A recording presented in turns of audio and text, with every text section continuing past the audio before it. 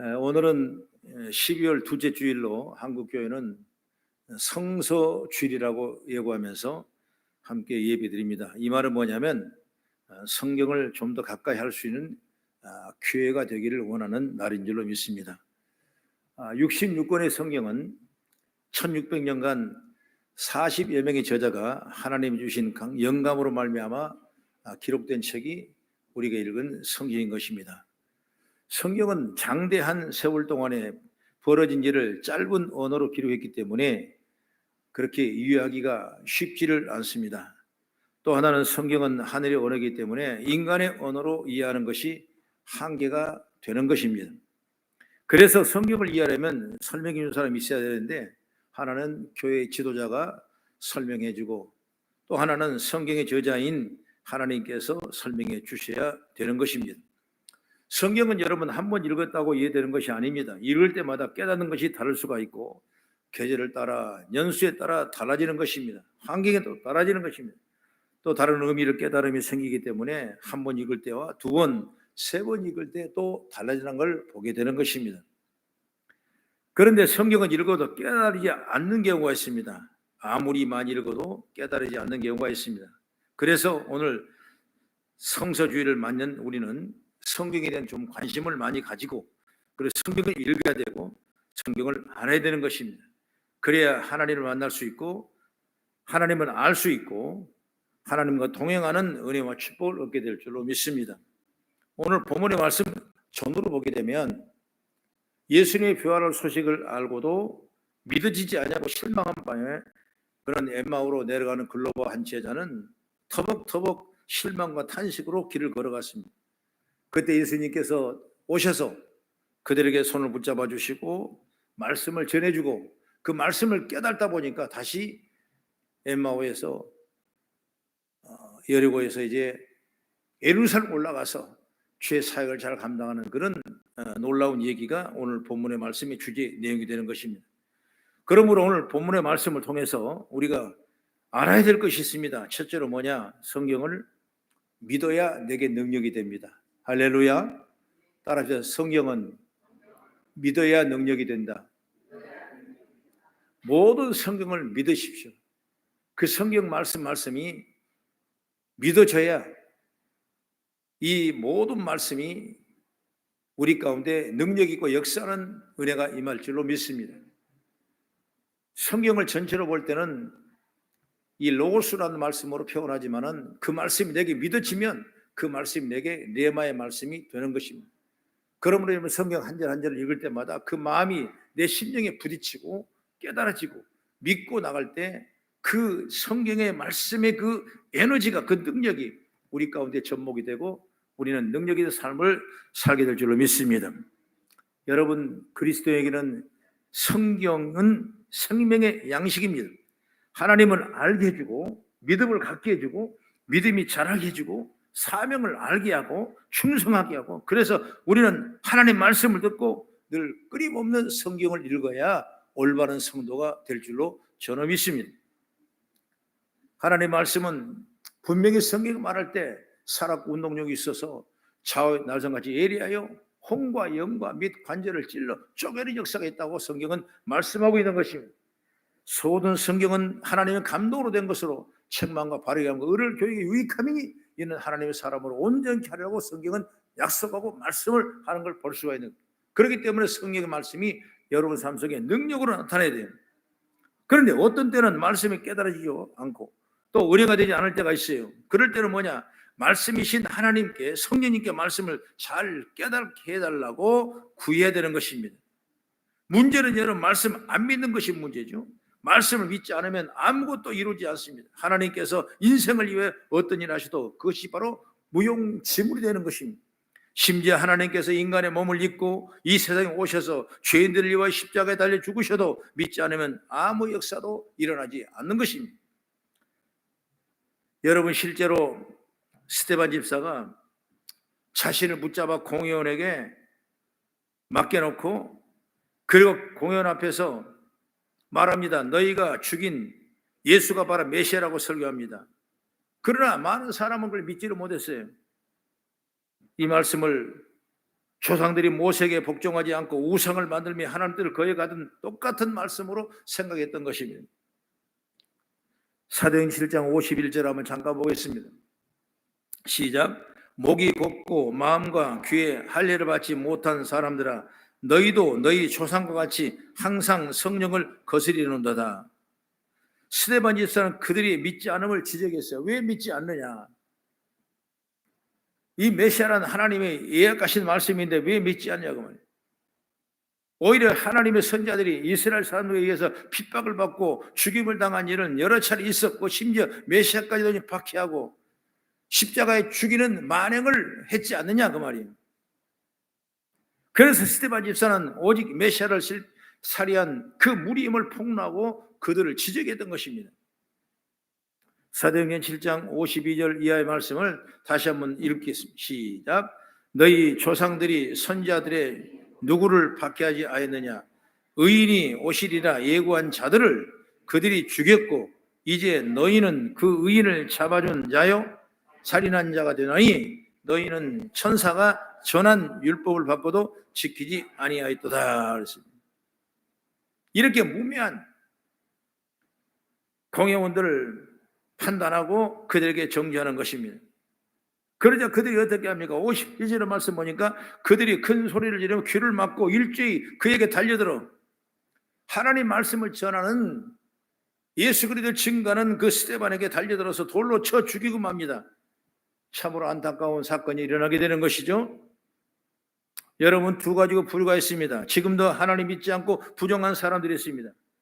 바로 기독교는 해악의 종교라고 말하는 것입니다. 우리가 생각해 그저 불쌍하고 안타까울 뿐이죠. 이런 자들에게는 우리가 할 수 있거든 아무것도 없습니다. 아니, 하나님이 이들을 구원하지 못할 것입니다. 또 하나는 25절 이하 말씀 보면 선자들이 말한 모든 것을 마음에 더디 믿는 자다 그랬습니다. 믿어도 여러분 제대로 믿지 못해 더디 믿은 거예요. 더디 믿는 자들은 성경 말씀도 선자 예언도 이해하지 못하고 깨닫지 못하고 실망과 좌절을 받은 지금 엠마오로 내려가는 글로버와 두 제자 사람의 똑같은 예수님의 책망인 줄 믿습니다. 여러분, 예수님께서는 의미 있는 말씀을 하실 때 그걸 강조하고 말씀하시고, 어려운 일 말씀하실 때는 깨달을 수 있도록 애화를 들여서 비유의 말씀을 성경은 쭉 했습니다. 그래서 예수의 사복음서 보면 비유의 말씀이 거의 다 차지하고 있어요. 그러면서 특히 들을 귀 있는 자는 들으라고 성경은 말씀하고 있어요. 영적인 진리의 말씀하실 때 진지하게 호기심을 갖고 말씀을 들으라 강조하는 것입니다. 여러분, 들으라 이건 단순한 말이 아니라 이걸 저기에 보면 주의하여 듣고 깨달으라 그 말씀입니다. 그리고 어원은 어디 나오냐? 바로 순종이라는 말씀이 나오는 거예요. 너 들어 안 들어? 너 해 안 해? 여러분, 순종이야 불순종이야? 듣는다는 건 여러분 순종이에요. 듣지 못한 불순종이거든요. 그러므로 여러분, 귀 있는 자들은 이 말씀을 하나의 경고로 봐야 돼요. 그래서 이해하기 위해서 주의를 집중하고 촉구하는 것입니다. 여러분, 성경은 하나님의 말씀인 것입니다. 이 말씀 믿으십시오. 할렐루야. 이 말 들으십시오. 할렐루야. 그러니 하나님의 말씀을 읽고 집중해 듣고 깨닫고 믿고 순종했을 때 그 말씀 우리 가운데 능력으로 나타나는 역사가 임하게 될 줄로 저는 믿습니다. 그리고 두 번째, 성경은 하나님께서 깨닫게 해주시는 것입니다. 깨닫게 해주신 성경은 모든 걸 깨닫는 지혜의 영이 바로 뭐냐? 바로 성경이에요. 성경은 여러분 살아있는 말씀이라서 그때그때 깨닫게 하신 말씀, 메시지가 다른 것입니다. 하나님의 생각이 달라서가 아니라 성경을 보는 사람의 환경과 상태가 따라 다르기 때문에 하나님이 그때그때 우리 환경에 따라 또는 우리의 필요에 따라 적절하게 꼭 맞는 말씀을 여러분 깨닫게 하시게 되는 것입니다. 성령께서 깨닫게 해주시지 않으면 하나님 나라는 이해되지 않는 것입니다. 예수님께서도 하나님 나라를 말씀하실 때 늘 비유로 말씀하셨어요. 마태복음 13장 14절 말씀 보면 그러므로 내가 그들에게 비유로 말하는 것은 그들이 보이는 것도 보지 못하며 들어도 듣지 못하며 깨달지 못함이라고 말씀하고 있는 것입니다. 이처럼 이들은 보아도 보지 못하며 들어도 듣지 못하며 깨달지 못하기 때문에 예수님께 비유로 여러분 말씀하시는 것입니다. 여러분의 말씀 듣고 깨어있는 자가 되기를 주의 이름으로 축원합니다. 그래서 마태복음 14장 14절의 말씀을 한번 찾아봅니다. 여기 보면 이 말씀이 어떤 의미냐면 이사야 6장 10절의 말씀을 그대로 예수님이 인용하는 말씀이 비유로 말씀을 갖다가 말씀으로 비유하는 말씀. 같이 시작. 이사야의 예언이 그들에게 이루어졌으니 일렀으되 너희가 듣기는 들어도 깨달지 못할 것이요 보기는 보아도 알지 못하리라. 이 백성들의 마음이 완악하여져서 그 귀는 듣기에도 둔하고 눈은 감았으니 이는 눈으로 보고 귀로 듣고 마음으로 깨달아 돌이켜 내게 고침을 받을까 두려움이라 하셨느니라. 이미 마음이 완악해져서 예수님이 쉽게 설명해 줘도 깨달지 못하는 자들 그냥 그대로 내버려 주셨다, 그런 의미가 되는 것입니다. 그런데 16절의 말씀은 이렇게 나옵니다. 그러나 너의 눈을 봄으로 너의 귀는 들음으로 복이 있도다. 할렐루야. 여러분, 하나님의 백성들은 말씀을 들어야 그 말씀을 보게 되고 말씀을 듣게 되고 그로 말미암아 변화 역사와 능력이 나타나는 줄 믿으시기 바랍니다. 한국의 선교사들이 150년에 오셨지만은 사람이 오는 것이 아니라 여러분 그 가져온 성경 말씀을 가지고 온 거예요. 말씀을 선보고 말씀을 따라 살아갔을 때 여러분 이 나라 이 민족은 변화와 개혁 역사에 나는 줄 믿으시기 바랍니다. 우리의 삶에 지금 세상에 너무나 어둡습니다. 너무나 힘든 어려움이 있습니다. 너무나 정체성이 불확실한 것입니다. 이럴 때 우리는 어떻게 깨어져야 되냐? 어떤 인류와 어떤 도덕과 어떤 역사로 깨질 수 없는 거예요. 정말 새로운 가치관이 여러분 정립돼야 깨어지는 것이지, 가치관이 새롭게 되지 않으면 여러분 우리는 절대로 우리의 삶의 변화와 새로운 미래를 창조할 수 없게 되는 것입니다. 이 나라 이 민족 암울한 우상의 시대, 당파의 시대, 내일이 없는 그런 시대에 세계 가장 낙후된 나라, 가난한 나라, 못난 나라, 이 나라가 예수의 말씀이 들어오면 말미암아 그 말씀에 듣는 그들이 학교를 세우고 그걸 가치관을 세우고 삶의 이성과 변화가 되고 그를 통해 놀라운 축복의 통로에서 오늘날 소위 말하면 인격적인 민주주의 차이가 오는 그런 역사를 체험한 줄 믿으시기 바랍니다. 여러분 가치관이 무너져 버리니까 어때요? 북한 같은 경우는 아직도 여러분 세계 가장 미개한 나라가 될 수밖에 없는 거죠. 그러나 우리보다 훨씬 더 어려웠던 그 나라들도 여러분 가치관이 들어가고 시대가 바뀌어지면 여러분이 달라지는 거예요. 그게 바로 뭐냐면 하나님의 말씀이 선포될 때 역사인 줄 믿으시기 바랍니다. 참에 우리나라도 저 북한 쪽에가 말씀이 훨씬 더 먼저 왔습니다. 그러나 그 말씀을 그대로 지키지를 못했어요. 그들이 말씀을 지키고 순교적 사명을 감당할 때는 그쪽 지역이 얼마나 부유하고 얼마나 좋은 땅인지 몰라요. 우리 남한보다 훨씬 더 부자였습니다.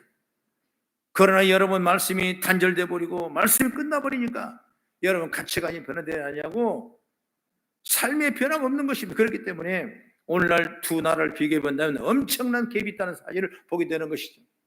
여러분 말씀이 우리 가정에 있기를 바랍니다. 말씀이 여러분 직장과 여러분 생활에 있기를 주의 이름으로 축원합니다. 지금은 우리는 어려운 시대였습니다. 여러분 똑같은 시간을 줬습니다. 어떤 사람은 지금 선행을 하는 사람이 있지만 어떤 사람은 악을 행하는 사람이 있습니다. 어떤 사람은 지금 똑같은 시간에 살리는 말을 하는 사람이 있지만 어떤 사람은 사람을 죽이는 말을 하고 있는 것입니다. 여러분 예수 안에 우리는 말씀으로 믿어지고 행해져야 여러분 우리 가치관이 바뀌게 될 줄로 저는 믿습니다. 여러분 작년 통계로 보면 기아로 죽은 사람이 49초 만에 한 명이었습니다. 전염병이 1290만 명으로 죽었습니다. 여러분 자살한 사람이 100만 명이었습니다. 교통사고가 130만 명이었습니다. 태아로 낙태를 하는 사람이 4460만 명이었습니다. AI로 죽은 사람이 160만 명이었습니다. 여러분 이런 시대의 가치관 속에 새로운 가치관이 여러분 성경을 통해서 일하기를 믿으시는 주의 이름을 축원합니다. 우리는 노아 방주 사건을 얘기하죠. 방주를 짓는 사람이 있어요. 방주를 짓지 않고 먹고 마시고 장가드는 사람이 있는 것입니다. 여러분 깨어있지 않은 성도는 여러분 먹고 마시고 장가드는 멸망할 수밖에 없는 복된 삶을 살 수밖에 없는 거예요. 그렇기 때문에 우리는 방주를 짓는 노아처럼 깨어 기도하며 믿음으로 세나가는 역사가 있기를 주의 이름으로 축원합니다. 지금도 마찬가지야. 한쪽에서는 방주를 짓고 있는데 한쪽에서는 먹고 마시고 살다가 죽고 있는 것입니다. 여러분 우리는 새로운 가치관을 통해서 이 나라 이 민족의 땅이 충흥되고 하나님 영광에 가득 채워지는 민족적인 축복을 누리는 은혜를 있기를 주의 이름으로 축원합니다. 저와 여러분 성경 말씀을 듣고 깨달아서 아멘하고 하나님께 예배드리는 여러분 복된 성도인 줄 저는 믿습니다. 여러분 눈으로 세상 것을 보지 않고 하나님을 보고 여러분의 귀는 하나님의 음성을 들을 수 있는 복이 여러분 복된 성도가 아니겠습니까? 하나님 믿을 수 있도록 성령께서 이 가운데 지혜를 주실 줄 저는 믿습니다. 엠마오로 내려가는 글로바 일행은 이제까지 동행하면서 말씀을 나누신 분이 예수님이 몰랐습니다. 그러나 집에가 함께 밥을 먹고 음식을 떼며 예수님을 알게 되고 그때야 그들은 다시 예루살렘에 올라가서 주의 증인 삶을 감당하는 모습을 볼 수가 있는 것입니다. 32절에 이렇게 말합니다. 그들이 서로 말하되 길에서 우리에게 말씀하시고 우리에게 성경을 풀이줄 때 우리의 속에 마음이 뜨겁지 아니하더냐 말씀하고 있는 것입니다. 예수님의 말씀을 받고 그 믿음이 되려면 성경 말씀을 읽고 그 성경 말씀이 내 삶 속에서 뜨겁게 받아들여지고 묵상되는 역사가 있기를 주의 이름으로 축원합니다.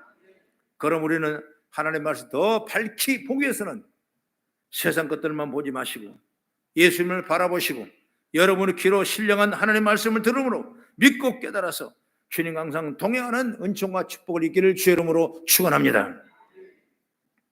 마지막으로 세 번째, 성경을 여러분 많이 읽어야 되는 것입니다. 무엇이든지 잘하려면 먹는 게 있어야 잘하지 않습니다. 식물도 잘하려면 물이 공급되고 영양분이 공급되어야 잘합니다. 먹지 못하면 운동을 해도 좋은 약을 먹어도 아무 소용이 없어요. 그러니까 잘 먹는 것이 보약이에요. 그저 잘 먹어야 돼요. 입이 짧은 사람은 뭔가 입에다가 화인을 맞아가지고 그냥 먹는 은사에 좀 입어야 돼요. 그래야 여러분 몸이 건강하는 것이지 안 먹고 여러분 뭐 하면 여러분 그게 건강하겠습니까? 먹는 것 속에서 우리의 많은 수많은 영양소를 우리에게 채워지기 때문에 잘 먹어야 돼요. 제가 어렸을 때 참 하나님이 우리 가정을 훈련하고 연단할 때 너무나 가난하고 너무나 어려웠습니다. 솔직히 말해서 먹을 것이 없었습니다. 제 집사람이 하는 얘기 늘 귀가 걸려. 시장에 가다가 1,000원짜리 하나 떨어져서 주스면 좋겠다. 그럼 하나님이 기도해 줄게. 나중에 5,000원짜리 주실 거야. 그렇게 하면 서로 이루어 살았습니다. 애들이 못 먹었어요. 너무나 못 먹었어요. 얼마나 가늘어지 와라바시 같이 가늘해. 아니 큰 아이가 길 가다가 팍 쓰러져요. 엄마, 아니 조금 쉬다 갈래. 아 빨리 가자. 아 조금만 있다가. 그 주저앉는 것이 알고 보니까 도저히 힘이 붙이니까 못 걸어가는 거예요. 그럼 우리는 그걸 모르죠. 어른들이 우리 옆에 있으면 뭐 보약을 먹여보고 못했지만은 단순하게 두 부부가 객지에 나와서 모든 걸 절단하고 그렇게 연단 훈련 받는데 누구나 응원해 줄 사람이 아무도 없는 것입니다. 지금 같으면 부모님 있기 때문에 아야 어떻게 해라 병원 가라 뭐해라 뭔 약을 먹여라 어딘지 그런 조언할 수 있는데 그냥 처음 얘기를 키워보니까 아무것도 모르지 않습니까? 그러니까 나는 그냥 속상해가지고 그냥 저 깨병 부린다고 어부지라고 깨병 부린다고 막 그냥 빨리 일어나고 때리고 막 그냥 막. 그 점점 가더니 입이 파리해지고 뭐 얘 사람이 아니야. 알고 보니까 그게 영양실조였던가 봐요. 그래서 그 얘기를 내가 했더니 나 아는 시인이 공주대학교 대학원장을 지내신 분인데 이문도 박사님이라고 지금 고인이 되셨는데 그분이 나를 참 사랑했어요. 자네 내가 하나 써줄 테니까 청주에 가면 이런 한의방이 내 제자인데 한번 약 좀 먹여보라고. 그럼 될 거네. 그렇게 해서 그 박사님이 써줘서 청주 시내버스 옆에 한의방을 갔더니 그분이 쫙 보더니 정말 진맥을 하고 그리고 약을 잘 먹여가지고 돈을 줬더니 돈도 안 받고 그냥 가라고 그냥 건강하라고. 그걸 한 달 정도 먹였어요. 한 2주 먹였더니 애가 푸르르 살아나가지고 그때는 이제 철랑이 요동을 치는 거예요. 이제 얼마나 이제 힘이 좋아지는지 한 달 정도 먹였더니 그냥 얘가 그냥 팔팔 뛰는 거예요. 야, 그래서 먹는 게 이렇게 중요한가? 여러분 사람이 먹는 게 정말 중요한 것입니다. 안 먹으면 여러분 안 되는 거예요. 안 먹으면. 저도 이제 금식을 지금 한 40일째 돼 가는데 12시 점심 먹고 물 같은 거, 과일 같은 거는 뭐 5시까지는 먹지만 6시 전까지는 아무것도 안 먹습니다. 그리고 다음날 12시 전에는 안 먹습니다. 하루에 한 끼 먹는 편인데, 여러분, 그래도 내가 먹는 한 끼 속에는 하나님 오묘하게 주신 모든 영양소가 다 들어있어요. 여러분 얼마나 감사한지. 여러분 안 먹다가도 먹으면 얼마나 그게 축복입니다. 여러분 성경 말씀이 똑같다니까. 내가 이런 예언을 들었지만 성경 말씀을 여러분 먹어야 돼요. 자꾸 여러분 듣고 자꾸 예배드리고 자꾸 말씀을 따라가고 간증을 듣고 그리고 성경을 친히 내가 읽고 그걸 깨닫고 그리고 말씀을 내 삶 속에 집어넣고 그 말씀을 따라가 행할 때 우리는 온전한 성숙된 하나님의 자녀로 새로운 가치관을 가지고 살아갈 수 있는 능력과 축복이 되게 될 줄로 믿습니다. 물론 세상 다 좋습니다. 여러분 모든 정치 다 좋습니다. 모든 사회 다 좋습니다. 그러나 진정한 우리의 가치관은 뭐냐? 바로 여기에 하나님 말씀이 들어갔을 때 그 말씀은 살아 운동력이 있어서 죄복을 누리는 아름다운 축복이 임하게 될 줄로 믿습니다. 그리스도인이 믿음이 자라려면 믿음의 양식을 잘 먹어야 됩니다. 교회 오래 다녀도 믿음이 연약한 분들은 말씀을 안 먹은 사람들이, 이런 분들은 생명의 양식을 제대로 먹지 못했기 때문에 믿음이 연약하고 떨어지는 것입니다. 교회에서 생명의 양식을 제공하지 않아서가 아니라 본인이 생명의 양식에 관한 관심을 갖지 않는 것입니다. 예배를 들어도 말씀에 집중하지 않는 것입니다. 한 번 성경 보다만 던져버린 것입니다. 이나와 상관없는 물건을 취급하는 것입니다. 여러분 예배 때만 성경 말씀을 빼놓는 것이 아니라 우리는 날마다 말씀을 묵상할 수 있는 그런 믿음이 제일 없기를 주의 이름으로 축원합니다. 한참 신학교 다닐 때는 기독교 백과에 보면 말씀 암구 성구가 이렇게 많아요. 그러면 조그마한 카드가 있습니다.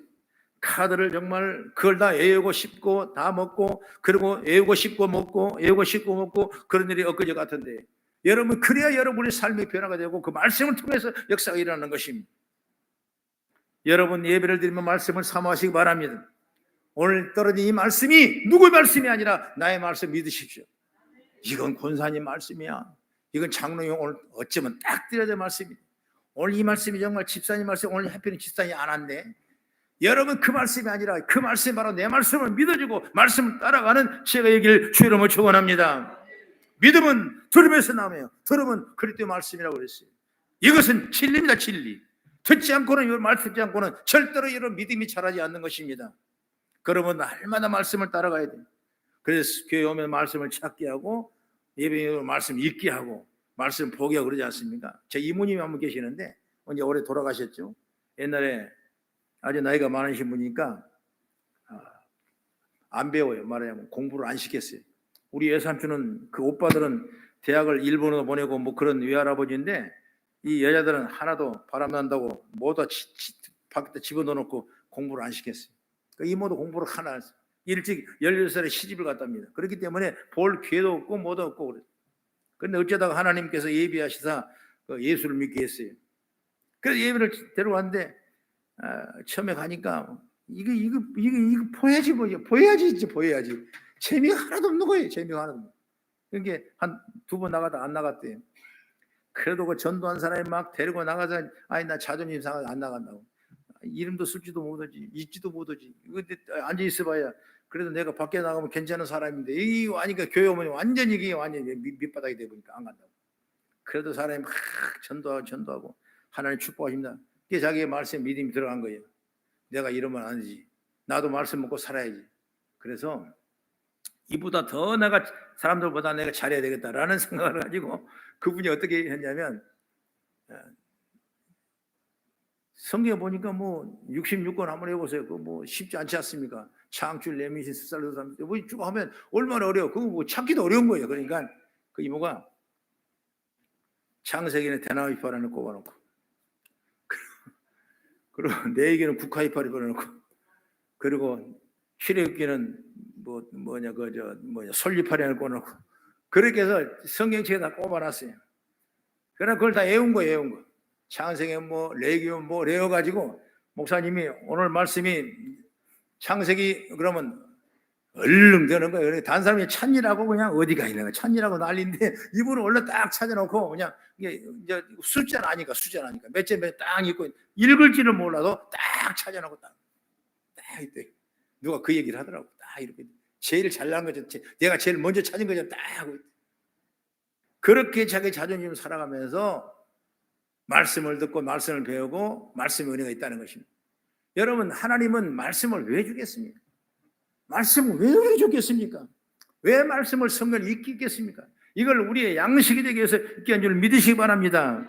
믿음이 자라지 않으면 초보신앙처럼 항상 누군가가 챙겨줘야 되고 어떤 일이 있으면 힘들고 짜증내고 감사할 줄 모르게 되고 전도는 그냥 복음에 입 밖에도 내지 못하는 것입니다.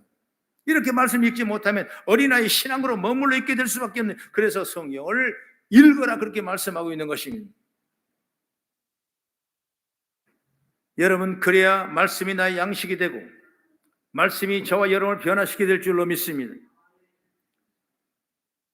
또 하나 이유가 뭐냐면 성령을 읽어야 하나님을 알기 때문에, 하나님을 알아야 내가 구원받는 자녀라는 걸 아는 거예요. 여러분, 이건 놀라운 기적입니다. 보편적인 수많은 사람에서 특별히 택감을 받은 우리가 무엇 때문에? 하나님 때문에, 예수 그리스도의 은혜 때문에, 예수 그리스도의 십자가 대속의 은총 때문에 내가 구원받는 하나님의 자녀가 되었다는 사실을 분명히 아는 것, 이것이 바로 축복이지 않습니까? 그건 누가 설명합니까? 여러분, 성경이 그렇게 얘기하는 거예요. 그렇기 때문에 이 사실을 확실히 깨달으면 여기서 놀라운 역시, 나는 하나님의 자녀라는 거예요. 하나님의 자녀는 여러분 다른 것입니다. 생각도 달라지는 것입니다. 입고 쓰고 먹는 것도 달라지는 것입니다. 가치관이 바뀌어지는 것입니다. 세상으로 같지 않은 것이, 왜? 그는 하나님의 자녀이기 때문에 구별된 하나님의 축복을 받을 수가 있게 되는 걸 믿으시기 바랍니다. 많은 사람들이 교회를 다니지만 하나님이 어떤 분인지 모르고 다니는 분들도 있어요. 종교 중에서 그래도 제일 멋있다고 생각하고 현대적이고 과학적이고 자기 마음에 들어서 교회 다니는 사람도 있습니다. 또는 어떤 사람 무서워서 두려움에 벗어나고자 문제 때문에 여러분 기독교 된 사람이 있어요. 그러나 어떤 이유로 되어서 교회 나오더라도 중요한 건 뭐냐면 하나님의 말씀을 알아야 된다고 말이에요. 알아면 하나님의 말씀을 들어야 되는 것입니다. 성경 말씀을 읽어야 되는 것입니다. 하나님을 알려면 여러분 무엇보다도 최고가 성경을 읽어야 돼요. 성경을 읽으면 하나님을 알게 되고 하나님을 만나게 되는 역사가 임한 줄 믿으시기 바랍니다. 오늘 왜 엠마오로 내려간 그 제자들에게 예수님이 떠났다고 생각하고 실망과 좌절과 낙심과 좌절과 내려갔을 때 하나님께서 이 성경 말씀을 풀어주면서 예수님이 그들에게 동행해 계십니다. 얘는 그 말씀 믿고 그들이 다시 변화 역사가 일어나는 거예요. 말씀을 읽어야 돼요. 읽으면 하나님을 알게 되고 하나님을 만나게 되고, 그렇게 다시 올라가서 예루살렘에서 죄 사역을 감당하는 은총과 축복을 얻게 되는 걸 보게 되는 것이죠. 사람은 그 친밀도에 따라서 매일 만나는 사람이 있고 일주일에 한 번 만나는 사람도 있고 일이 있을 때만 경조사에만 만나는 사람도 있습니다. 분명히 여기는 친밀도가 다를 것입니다. 이 말은 왜 제가 하냐면 성경은 여러분 친밀도가 가까워 있어요. 다시 한번 1년에 한 번 보는 것이 아니고 일주일에 한 번 보는 것이 아니고 여러분 매일매일 성경을 가까이 하신 지혜에 열리길 바랍니다. 그래서 내년부터는 우리 성도들이 하루에 꼭 몇 장씩 성경을 읽을 수 있는 그런 다짐과 용기가 있기를 바랍니다. 1월 1일부터는 여러분 성경을 꼭 가지고 다니면서 꼭 읽으십시오. 그러면 성경에 뭐가 있냐? 그 돈이 있냐? 그게 무슨 건강이 있냐? 아니면 그게 무슨 가치관이 있냐? 이렇게 여러분 문자와 종이로 된 이 페이퍼에 뭐가 있겠냐라고 생각하지만 그렇지 않아요. 성경은 놀라운 신비가 있습니다. 하나님 역사가 있는 줄 믿으시기 바랍니다. 유명한 선교사님이 성경을 주니까 그 평야에서 어떤 강팍한 사람이 성경을 다 뺐더니 찢어가지고 코를 탕 풀었답니다. 그리고 버렸어요. 그러니까 그 선교사님은 당신 코가 썩습니다 그러더라고요. 여러분 그 다음 날부터 코가 썩기 시작한 것입니다. 여러분 별것 아닌 것 같지만 성경은 오묘한 신비가 있는 것입니다. 어떤 사람은 성경을 줬습니다. 성경이 종이가 좋으니까 그걸 찢어가지고 온 방에다 다 붙여놨습니다. 도배지 대신에 붙여놨어요. 결국 여러분 도배지로 붙여놓은 그 성경이 있는 그곳에 하나님의 교회가 최초로 세운 줄 믿으시기 바랍니다. 여러분 성경은 여러분 역사가 있는 거예요. 성경은 여러분 능력이 있는 거예요. 살아있는 것입니다. 그렇기 때문에 성경을 늘 가까이 하고 성경을 통해 나가는 제가 있기를 주의 이름으로 축원합니다. 다시 말하면 성경을 자주 읽으십시오. 그리고 하나님의 말씀을 사모하십시오. 그러면 주님께서 저와 여러분에게 친구가 되시고 어려운 세상을 이길 수 있는 힘을 주시고 놀라운 보화를 주게 될 줄로 저는 믿습니다. 기도하겠습니다.